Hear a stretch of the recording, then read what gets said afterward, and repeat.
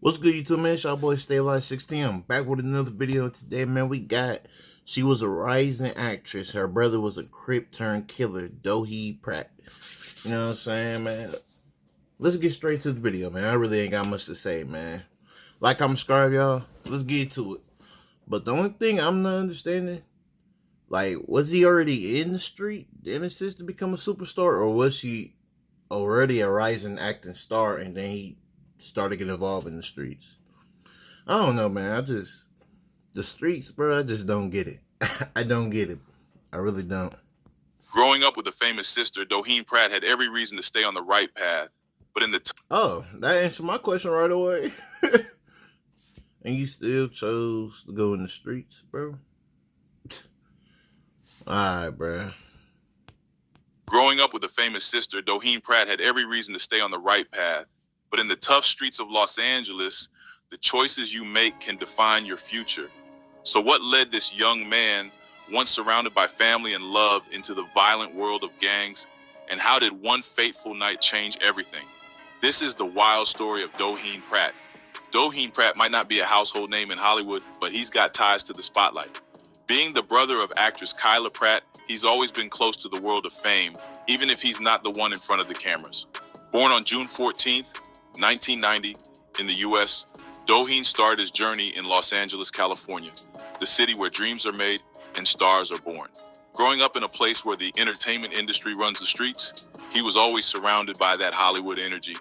His parents, Johnny McCullough and Keisha Pratt McCullough, kept things grounded, though. Johnny was juggling semi-pro basketball while working toward becoming a stockbroker. Dang, bro, he looked just like his father, bro. Literally just looked just like him. And Keisha was shaping young minds as a teacher. With a strong foundation at home, Doheen and his siblings grew up with both ambition and support. And speaking of siblings, Doheen has two sisters and a brother, Alan. But they're more than just family. They're a solid unit. The kind of bond that doesn't just happen overnight. It's built over years of shared experiences, inside jokes, and always having each other's backs no matter what. Growing up in Hollywood, Doheen was always surrounded by his siblings, including his famous sister, Kyla Pratt. Now, Kyla Lissa Pratt has been in the Hollywood game since she was just a kid, shining as the star Dang, that's crazy. of the Pratt family. She started acting at only 8 years old, landing her first gigs in Nike commercials and an interactive computer game. Not long after, she popped up on Walker, Texas Ranger, proving early on that she had the talent to make it big. To sharpen her skills, she studied at the prestigious Hamilton Academy of Music in Los Angeles, a school known for producing top-tier talent. She wasn't alone either, studying alongside future actors like Candice Lifson, Cherish Lee, Emile Hirsch, and Zoma Crum, setting the stage for a career that would soon take off. And take off it did. Back in the day, you couldn't turn on the TV without seeing Kyla Pratt. She was everywhere, guest starring and landing recurring roles on hit shows like Sister, Family Matters, The Parkers, Smart Guy, Lizzie McGuire, and Moshe. Yeah, I remember Smart Guy and definitely Family Matters for sure. I ain't gonna lie to you, but I didn't know she been in all of them shows like that. Like, I didn't know she had been in so many shows. It's crazy. She even made an appearance on Friends. And let's not forget Dr. Dolittle in '98. That movie kicked off a whole franchise, cementing her as a familiar face in Hollywood. Then came the role that made her a household name. In 2001, Kyla became the voice of Penny Proud in The Proud Family, Disney Channel's first ever animated series. That show was a cultural moment, running strong. That show is OG, bro. I ain't gonna lie. That show's a classic, bro. I ain't gonna lie to you, bro. Proud Family, a classic, bro. I ain't gonna lie. I didn't even know who her mom was, but dang, she looked just like her mama. I ain't gonna lie to you. The family got strong genes, bro. I ain't gonna lie to you. Her brother looked like just like their dad, and she looked just like her mom, bro. That's crazy. That's super crazy, bro. It's so crazy in a sense, just a crazy way, cause like, imagine you getting together with somebody, y'all together, you know what I'm saying, y'all lovers, but y'all offsprings look just like each other.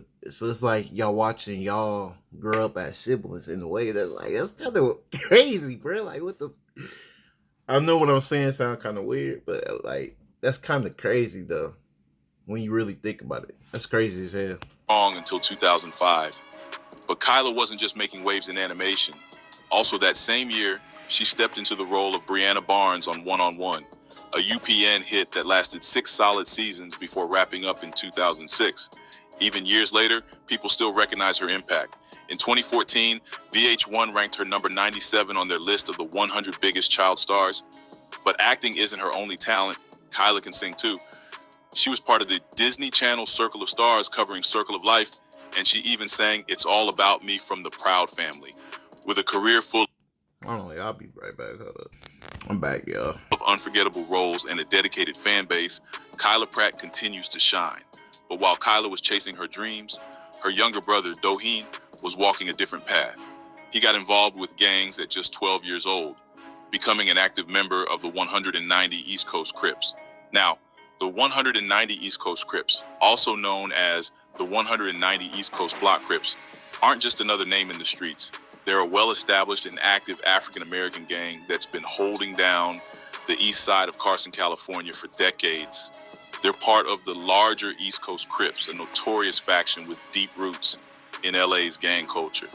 But before they were the 190 East Coast neighborhood Crips, or even part of the East Coast Crips, they had a different identity. One thing about LA, because I was going to say, if, her acting career taking off, you know what I'm saying, she getting a lot of roles and stuff, it's like, why didn't they move out to a different neighborhood with less violence, you feel me? But I ain't gonna lie, the thing about LA and what they like hoods, bro, they look like a clean, it look like a nice area, bro. It don't look like, not trying to downplay, but it don't look like the hood, you feel me? Like, it look like the suburbs for real, but the whole time, that's the hood, bro. Like, the nice houses, the trees, it just looks so beautiful in that neighborhood, bro. I wouldn't even think that's the hood for real. Like, that's crazy. They were the Del Amo Crips. They got their name from the stomping grounds, the south side of Del Amo Boulevard. Back then, Carson's gang scene was bubbling with different crews like the Leadership Crips, the West Side Block Crips, and the East Side Block Players. Eventually, these crews came together, and that's how the Del Amo Block Crips were born. By the early 80s, the Del Amo Block Crips had evolved into the 190 East Coast Crips. It's wild to think about because the area they started in wasn't some rundown slum. It was a middle-class neighborhood. But as the gang took root, things changed. What was once a peaceful part of Carson became one of the city's most dangerous zones. The 190 East Coast Block Crips built a reputation fast, and not just locally. They became one of the most feared and hated gangs in the region. Their turf stretches far, covering a big chunk of Carson. Their territory runs from Del Amo Boulevard to Wilmington Avenue, and from there it pushes all the way to University Avenue. On the surface, it doesn't even look like a gang-heavy area. If you roll through, you'll see big 2-story houses, fresh-cut lawns, backyard swimming pools, and nice cars parked in the driveway. That's what I'm saying. I literally just said that. That's crazy. At a glance, it looks like any other quiet, middle-class suburb. But looks can be deceiving. This neighborhood is deep in the gang life. Over time, the 190 East Coast Block Crips have grown in numbers and reputation. They're known for making noise in Carson and beyond. Even though they're an East Side gang, they've got enemies on both sides of the city. Inside the gang, there are 2 main groups, the Young Bastard Clique and the Del Amo Block. But the Young Bastards, they're just as ruthless as the Del Amo Block. I ain't gonna lie, Young Bastards? It's like, yeah, that's a crazy name, bro. I'm weak as it. That's a crazy ass name for a gang. Young Bastards is crazy. Even though they're an East Side gang, they've got enemies on both sides of the city. Inside the gang, there are 2 main groups, the Young Bastard Clique and the Del Amo Block. But the Young Bastards, they're just as ruthless as the Del Amo Block, maybe even worse. They're one of the reasons the 190 crew have so many enemies in the streets. Their reputation is built on savagery and they don't back down from anyone. When it comes to alliances, the 190 East Coast Crips ride with other East Coast Crips, the neighborhood Crips, the block Crips, and most crews under the Deuce umbrella. But their biggest enemies, the gangster Crips, better known as the Trays. But it's not just them. The East Coast Crips have a long list of rivals, including the Carson West Side Piru, Stevenson Village Crips, Centerview Piru, Cabbage Patch Piru, and every Piru gang coming out of Compton. Now, Doheen had just gotten in with the crew, and now it was time to prove he belonged. No more just hanging around, he had to show he was really about that life. So, the gang set it up. Javier Johnson was the one chosen to bring him along for his first mission. That night, Javier, Marcus, and Doheen grabbed 2 guns, hopped in a car, and went hunting. Their target? Anyone from the other side. They drove deep into enemy territory, searching for the right moment. And on November 28, 2003, they found it. Nicole Williamson and Raynesha Bates weren't thinking about gangs that night. They were just kicking back in front of Nicole's house, parked in her car, chilling with Jari Davis, Travion Jackson, and a few others. Music playing, just another night in the neighborhood. Then, out of nowhere, another car rolled up. Before anyone could react, shots rang out. Nicole's father ran to help, desperately trying to bring his daughter back with CPR, but it was too late. Nicole died in his arms. Raynesha, hit in the arms and chest. I don't know, that would crush you, bro. Your child, bro. Like, something you raised dying in your hands, bro. Damn, man, that's sad, man. Damn. Barely survived. She spent 6 weeks in the hospital recovering from her wounds. None of them, Nicole, Raynesha, Davis, or Jackson, were in a gang. But the block they were on, that was claimed by the Piru Centerview gang, and those 3 guys standing outside were members of the Piru Centerview gang. Later, when the dust settled and the police started piecing things together, Davis and Jackson pointed to a familiar face in photos, Doheen Tiny Killer D. Pratt. They had no doubt he was the one who pulled the trigger. But as for the other 2 in the car, nobody could say for sure. The car vanished. The gun, never found.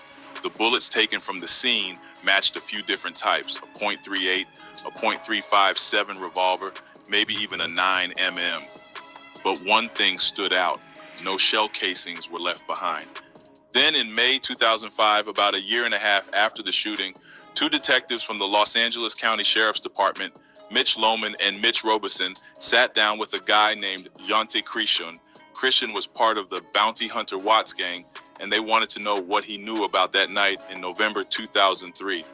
Christian's statement was recorded and later played for the jury at Johnson's trial. He told the detectives that the day after the shooting, Pratt, the one who pulled the trigger, showed up at his house with Johnson and another guy named Marcus Lloyd. They came in talking about how they had just stolen a car. When Christian pressed them about what they'd done, they admitted they had gone to Centerview for a drive-by. And then came the chilling part. They bragged about it, saying, "We just shot some tennis shoes." A disrespectful way of talking about members of the Centerview gang. Christian gave the detectives some key details, but he didn't make it clear who exactly said what. He said Johnson was behind the wheel, Pratt was the shooter, and this was Pratt's first time doing something like that. According to Christian, Johnson and Lloyd were the ones who handed Pratt the gun since he was trying to prove himself. He also mentioned that they had 2 guns that... Prove yourself for what, bro? This is why I stop hanging around certain people, bro. Because if I'm involved with... If I associate myself hanging around with this person, knowing what they're going to do, eventually I'm not going to say I'm going to get into it, but I'm going to be a part of it, you know? In the way. Because if I'm on the block with dude, this is my homie. The whole time he gang banging. But I'm with him, they gonna shoot at me too. Because they don't know who I am. They just know I'm running with him. That's my homie. That's why you just gotta be careful. People that you surround yourself with, your so-called friends, you say your friends, man. On some real stuff. That's probably what happened, bro. Just around the neighborhood, you know what I'm saying? Hang around, you know what I'm saying, with the kids or something. And they probably had connects to the, you know, the OG, the bigger Crips. Since that's his friend and stuff, he wanna I'm just saying, I don't know how he got here. I don't know how this happened, but things like that happen. You could be cool with somebody, but the whole time, they probably just wanna be cool with their friends, still hang out with their friends, bro. They basically following, bro. But they kids, they don't know no better in a way, you know. Their mind ain't really fully developed to the point where they can't, I'm not going to say think for themselves, but kind of. You feel me? So the OGs, look, he got into their heads and stuff. Because it's easy to convince and motivate a younger person. You feel me? Night, a .380 Tech, and a .38 caliber, but only one was used. He summed it up in a way that painted the scene vividly. They just pow, pow, pow, drive by, you know.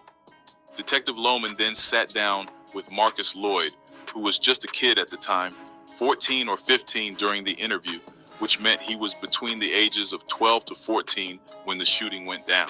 When the detective told him that Christian had already put his name out there, along with Pratt and Johnson, Lloyd saw an opportunity. He offered to record a conversation with Johnson.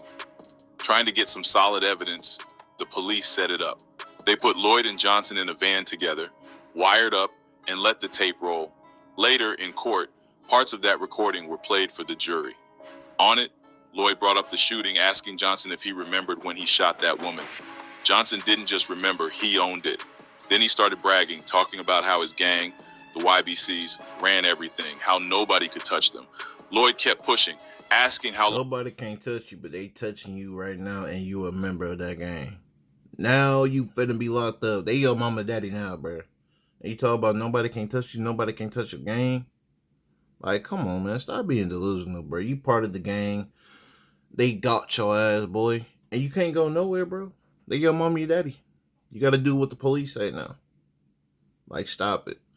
And the same thing could go for your little friends, too, bro. If they get caught up, yeah, they're gonna be on their ass for sure. How long it took before he got locked up. Johnson said about 3 weeks. The two of them went back and forth, trying to piece together exactly when they ended up in jail. Johnson agreed with Lloyd that it was after the situation with that girl in tennis shoes, sometime around Thanksgiving. In the end, Johnson and Pratt were arrested for Nicole's murder and the... Bro, and the niggas who was making fun of her saying tennis shoes, like, y'all some corny ass niggas, bro. Bragging about killing a female, like, come on, man. That shit ain't it, man. Attempted murder of Rainisha. But in the courtroom, only Johnson stood trial. At the trial, the prosecution laid everything out. The evidence, the recordings, the witness statements. They even brought in a gang expert who broke it all down. Johnson, Pratt, and Lloyd weren't just random kids caught up in the streets. They were part of the Young Bastards clique, a crew under the 190 East Coast Crips. The expert explained how their gang operated. Stealing cars, robbery, assault, murder, substance dealing, vandalism. Violence wasn't just a byproduct, it was how they kept control. And shooting someone in enemy territory, that was a badge of honor, something that raised a member's status.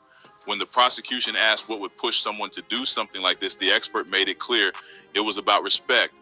The shooter gained clout in the gang, and at the same time, the gang's reputation got stronger. Taking out a rival sent a message. They weren't scared, and they weren't to be messed with. Johnson tried to fight back by bringing in 3 guys from the 190 East Coast Crips to testify. They didn't do much for him, though. None of them could say where he was when the shooting happened. And instead, they threw out the names of 2 other gang members, Little Smurf and Baby Coast, claiming they were the real shooters. But the prosecution shut that down fast. One of those guys, Ship, was actually locked up when the shooting happened. Johnson argued that the trial wasn't fair because the judge didn't tell the jury they needed more evidence beyond an accomplice's word. But that argument didn't hold up. Pratt and Lloyd never even testified in court. Just their recorded statements were played. Even if the jury had treated their words like accomplice testimony, it wouldn't have changed anything. The real problem for Johnson was his own words. The tape didn't lie. His conversation with Lloyd backed up what Krishan had already said. Lloyd was leading most of the conversation, but Johnson's responses left no room for doubt. When Lloyd asked if he remembered shooting that woman, Johnson didn't hesitate. He said yes. Then he started bragging about how his gang was untouchable. That wasn't just small talk, that was him admitting to it. And it wasn't just Christian's statement or the recordings. Eyewitnesses also confirmed what happened. They saw 3 young men. They saw Pratt with the gun. They saw it all go down. Johnson tried to make it sound like the jury struggled to reach a decision, but the timeline told a different story. They started deliberating on September 14th and reached a verdict by the morning of the 18th. But in reality, they weren't at it nonstop.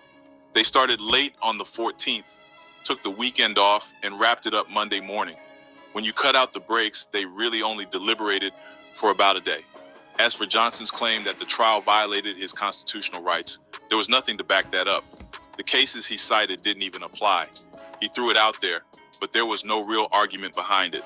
In the end, the jury found Javier Johnson guilty of first-degree murder and attempted first-degree murder.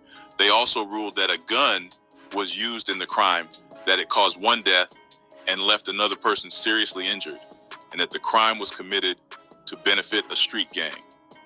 Since Johnson was at least 16 at the time, he was sentenced to 75 years to life in prison. Doheen Pratt, being a minor, ended up in juvenile detention with a 10-year sentence.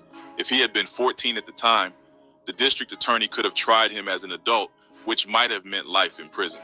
But because of the law, no matter the crime, a juvenile offender has to be released by the time they turn 25. But even with that sentence, it still wasn't enough for the Williamson family. For years, the Williamsons kept showing up to parole hearings, doing everything they could to keep Pratt behind bars. They weren't alone either. Even the police stepped in. Captain Harris from the Sheriff's Department wrote a letter to the parole board, laying it all out, reminding them exactly what Pratt had done and urging them not to let him out. According to Harris that morning, Pratt and a crew of East Coast Crips were... Nah, that's for real though, man, because y'all literally killed... If you're gonna kill somebody, shoot somebody in the gang life, bro. Like, don't up it at just anybody, bro. Because old girl did nothing to y'all, man. She was just doing her thing, playing tennis, whatever. You feel me? If you're gonna kill somebody, bro, go for the niggas you beefing with, bro. Out riding, looking for Centerview Piru Bloods to shoot. Investigators dug into it, talking to witnesses and even members of Pratt's own gang. What they found out was clear. Pratt was new, trying to prove himself, trying to earn his stripes. When they spotted a group on Sherman Street, Pratt didn't hesitate. He started firing into the crowd. That's why the Sheriff's Department was firm. Letting him out was a bad idea, plain and simple. But none of that mattered in the end. The Williamsons got a letter from the state, and just like that, it was official. Pratt was getting paroled. Now, a hearing was set at Eastlake Juvenile Court in East Los Angeles, where a judge would lay down the terms of his probation. After only 8 years, Doheen Pratt walked free. The reason? Good behavior. The Department of Corrections and Rehabilitation's Juvenile Parole Board made the call, something they laid out in a letter to the victim's family. Deputy District Attorney Adewale Oduye, the one handling the case, explained that the decision was final. As frustrating as it was, there was no way to change it unless lawmakers rewrote the law itself. Pratt had done what the system asked, completed all his required classes at the youth facility, so the parole board let him go. Oduye made it clear, though, that they'd be watching him. If he slipped up, they'd make sure he paid for it. The Williamsons weren't convinced. Pratt had never apologized, never shown the slightest bit of remorse. They believed his family had moved to Redondo Beach. And to make things worse, he was still repping his gang.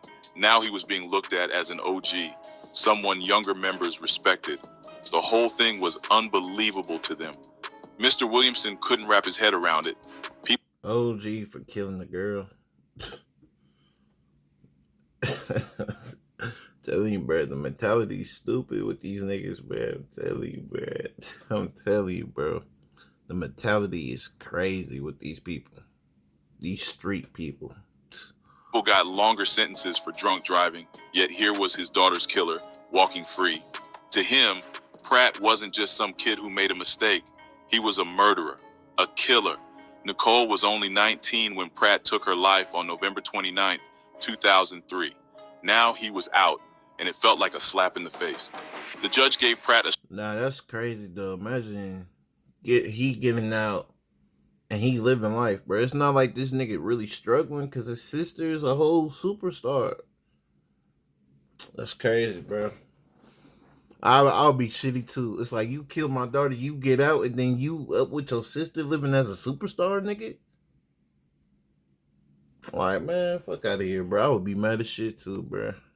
Nicole was only 19 when Pratt took her life on November 29th, 2003. Now he was out, and it felt like a slap in the face. The judge gave Pratt a strict set of rules. He had to stay out of North Carson, where the gang operated, and he couldn't be around any known gang members. Meanwhile, Johnson, the getaway driver, was still locked up. For the Williamsons, justice failed. But for Doheen Pratt, life was just beginning. Since getting out of prison, Doheen has been keeping a low profile, staying out of trouble, and steering clear of the spotlight. No drama, no headlines, just living life on his terms. When he turned 30 in 2020, Kyla gave a rare glimpse into his world, posting pictures of them together. They both look great, brown eyes, black hair, dark brown skin, and she showed him love with a heartfelt caption. She called him a real one, her brother, and her soldier, welcoming him to the 30 Club and saying he was on a mission. Doheen has always been a private person. And then she put in the blue hearts for the Crips, man. That's crazy. I get that's your brother. So at the end of the day, that's her brother. She gonna ride her brother. That's real. Hey, that's real nigga shit. Feel me? I can't even hate on that, but don't sit here and act like what he did ain't cool though, bro. I know you ain't finna drag that shit on because, you know what I'm saying? That's your brother. You ain't finna bring that shit up every time, but don't call him a real, I don't know, bro. I'm saying, don't forget what he did. Because that's fucked up. He's on Instagram, but he's not out here chasing clout. Just about 6,000 followers and only 3 posts. And when it comes to his love life, that's a mystery. There's no sign of him dating anyone, no whispers about a relationship. Maybe he's keeping things under wraps, or maybe he's just focused on his own path right now. Either way, the rumor mill has been quiet. These days, Doheen is moving in a completely different direction. He's a mentor, working with a youth development group called Mando, Mentors Against Negative Decisions Outreach. It's him and other men who've been through the same struggles, gangs, the system, prison, coming together to guide the next generation. They know firsthand how easy it is to take the wrong path, and now they're using their experiences to help young people make better choices. Doheen has been putting in the work, figuring out his purpose, and focusing on what really matters. Now he's using his story to reach those who need it most. What are your thoughts on this story? Hey, bro, if he turn his life around and leave that street stuff behind, that's good, man. That's real stuff. Cause I didn't know if he changed or not. Cause they talk about he's still repping the set and shit. Like, what the crap? But if he really changed it, bro, actually, like, his heart is really committed to this, is truly in it and trying to change and working with the community and stuff like that, basically turning his life around. Especially the dumb shit he was doing and try to make amends and try to do better for the world. If he doing that, that's cool shit, bro. That's cool as hell, bro. Because, you know, everybody deserves a second shot for sure. Just got to make it true. That's all I got to say, bro. Don't be on no bullshit. Be about it. Feel me? But let me know what y'all think in the comments down below, man. Like, comment, subscribe, y'all out. I really ain't got much to say, man. But if you making amends, that's good, though.